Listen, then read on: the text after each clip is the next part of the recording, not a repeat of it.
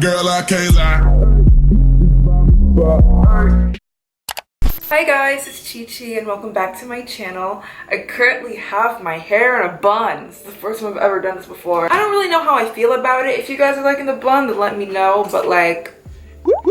So, it's back to school season and I know a lot of people are doing the typical back to school makeup, back to school clothing haul, back to school supply stuff, and all those videos make going back to school fun, but I feel like the one thing that everyone is kind of forgetting about is that you go to school to learn. Yeah, I just feel like everyone kind of forgets about the whole education aspect of school, but I'm here to remind you, sadly, your grades is a big part of school and I want to make sure that you guys have the best grades. So in this video, I'm just going to be telling you guys how to get straight A's or good grades in school. If you guys are already liking this video, give this video a thumbs up, subscribe to my channel for more content from me, and let's get on to the video. I know there are like some like crazy smart people who kind of just are born smart, and that's great for them, but not everyone is like that. I'm definitely not like that.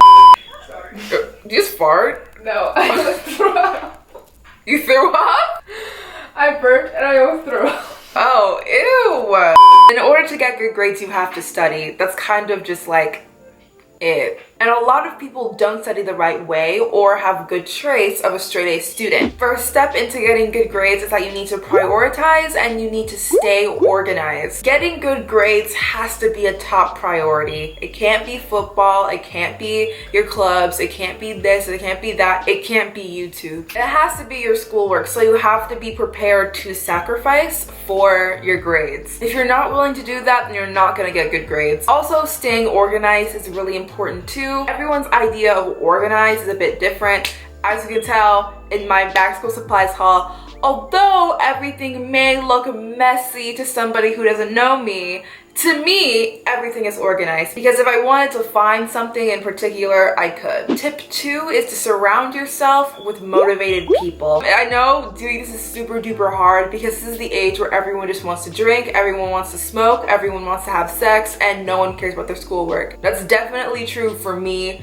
Currently, I don't have like a study partner or like anyone to keep me motivated, so I kind of just have to rely on myself for that one. If you can find people who are willing to study with you, willing to check up on you about your grades and all that stuff, that would be great because if you're ever slacking, they could keep you motivated, and if they're ever slacking, you can keep them motivated. Next, you need to have a routine. You need to implement studying into your daily plan. You need to schedule, okay, from this time to this time, I'm gonna study on this. And you wanna make sure that you're in a familiar setting too. For me, I like to study at the library. I have this one designated cubicle that I like to stay in and do all my work. I study there 4 to 5 times a week in that same spot during the same time. Once you implement a study schedule for yourself, studying will become like second nature. The next thing you can do is listen to a calming up playlist. By calming, I do not mean rap music, I do not mean trap music, I don't even mean pop music. I mean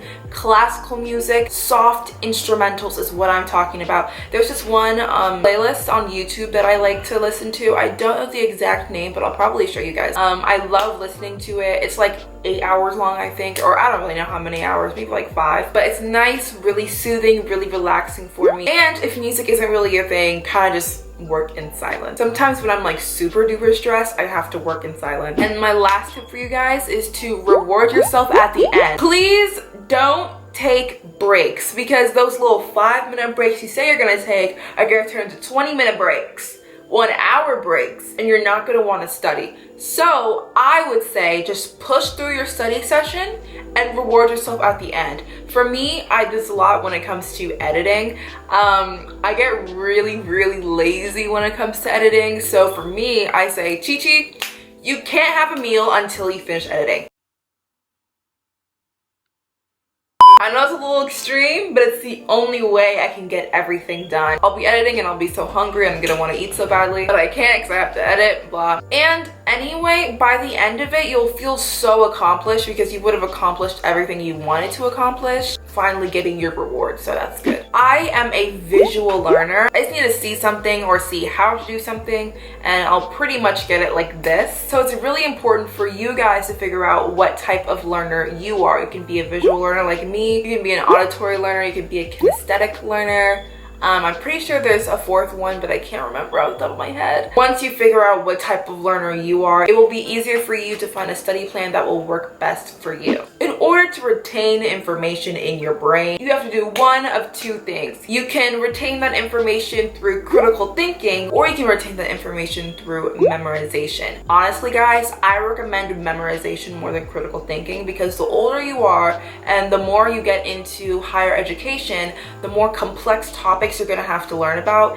And if you try to like really think about the topics like that, your brain is literally going to explode. But if you just memorize something, you don't necessarily have to like know exactly what you're talking about, but if you can just memorize it enough so that you can write down what you memorized on the test paper, that will help you a lot. Some things that you can do to help with memorization is to handwrite your notes. It has been scientifically proven that if you handwrite your notes instead of typing it, you will remember it better. And also, only take notes on what's important. I know that may be a little hard because you're asking yourself, okay, so what's important here? Like, there's so much information, so much text. I don't really know which phrases are most important, and I don't want to leave anything out because what if it's on a test? Here's my thing with it. If you can still understand the general idea of the topic without that one phrase that you think is important in it, then don't write it. If you're outlining a textbook, make sure you pay attention to bolded phrases, highlighted words, vocab words, all that stuff, because that's usually important as well. And make sure you pay attention to the name of the section. You know what I'm saying? Sometimes the name of the section is kind of a summary of what you were, read or what you're about to take notes about. So make sure you pay attention to the titles, because those could really help you as well. When it comes to handwritten notes, it's probably one of the most important things in terms of memorization. You want to place the words, the phrases that you're writing in different areas of the... If you remember where the words are placed on the notes, it could help you in the test. For example, say in the top right corner, you're talking all about... Let's say in the top right corner, you're talking about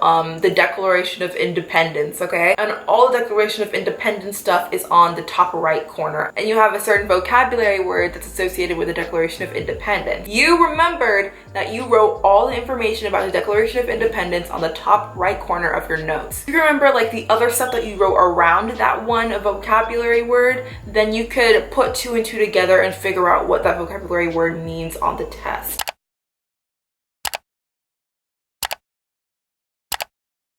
Next things next to help with memorization is reinforcement. By reinforcement, I mean asking questions, and I mean trying to explain a topic to somebody who doesn't know anything about it. Once you finish your notes, it's important to ask questions. Make questions out of the notes that you've written. It's also important to explain what topic you're writing about to someone who doesn't really know anything about it, because if you can teach that one topic to someone else, it really shows that you've grasped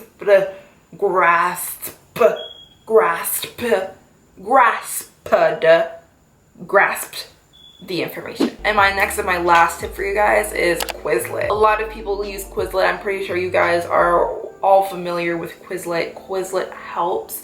Quizlet works wonders. Especially those mini games that they have on there where you can match a word with a definition. Those really help as well. And don't think that Quizlet only works for vocabulary words. It also works for question and answer. So if you're in that stage where you finished your notes and you're trying to reinforce all the information, then definitely use Quizlet. All right, that's literally all the study tips I have for you guys. I hope it helped you. I hope you learned something. Those are definitely tips that I'm gonna use for my senior year. It's gonna be really hard staying motivated because I'm gonna have extreme senioritis. I've literally had senioritis since sophomore year, so this year's gonna be a struggle. I'm gonna try and stay as motivated as I can. It's also important to figure out what is the most effective way of studying for you, so that by the time you go into higher education like college, med school, law school, all that stuff, you could study easily and easily retain the information. Give this video a thumbs up if it helped you. That's really it. Oh, Oh my god, I want to show you guys my shirt. This is the Marvel comic that Infinity War was based off of. In my last video, I got a lot of comments and a lot of people were asking me where my Spider-Man and my Iron Man shirt was from, and it was from Amazon. Y'all basically been on Amazon clothing, so I'll have a link in the description for you guys to cop yourself some Marvel merch. I'm actually about to buy more. I bought like 4 shirts, and I'm about to buy 4 more shirts. I'm about to buy a Venom shirt. I'm about to buy a Thor shirt. I'm gonna buy another Thanos shirt. Yeah, I'm gonna buy a lot. So yeah, okay, I'm gonna go. Bye guys.